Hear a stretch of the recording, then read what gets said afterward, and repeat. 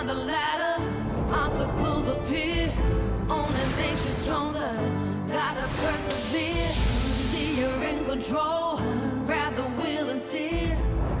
How do I navigate through the mom guilt and work? It was really tough going back to work after maternity. You know, that whole clinginess with the baby and all that. Now having to leave everything and going to work, it was a bit tough, especially when you're breastfeeding. When my little one arrived and I had to go back to work and I was still breastfeeding, and then I had to make the decision, do I stop breastfeeding now because I'm going back to work, or do I carry on breastfeeding and maybe find a way of working around it?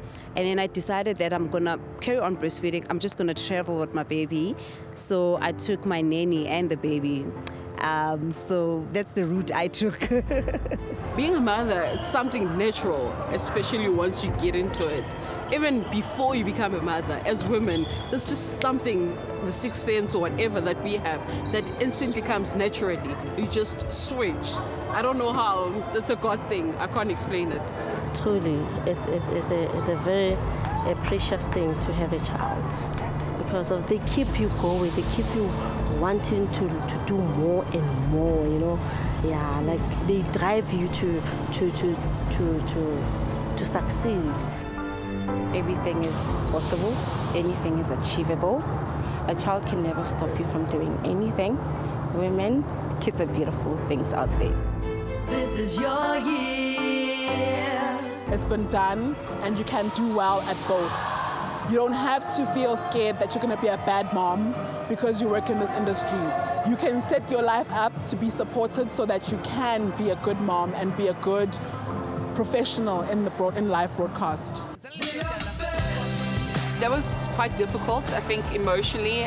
You know, you talked about breastfeeding, and that on its own has got its own challenges. I think we've come quite a long way.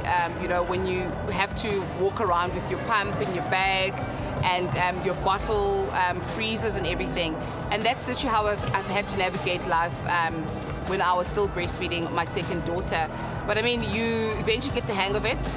You know what time it is. You're like, okay, I've got 2 hours to go on air, and then you just make it work. It's all about planning your life and understanding that you still have a responsibility and a whole human being at home, you know, that you're responsible for. I just preferred breastfeeding. I wanted my baby to be breastfed. So that one was the number one priority, work or not. So when I had to now move away from being home, I just told myself I'm going to stick to this. If I have to express, I'll do it just for my baby, for his growth more than anything. He matters more than anything. So yeah, I had to. I've really had the privilege of being able to breastfeed and bond with my baby, you know, because there's nothing like it. Nothing like breastfeeding. It's the best.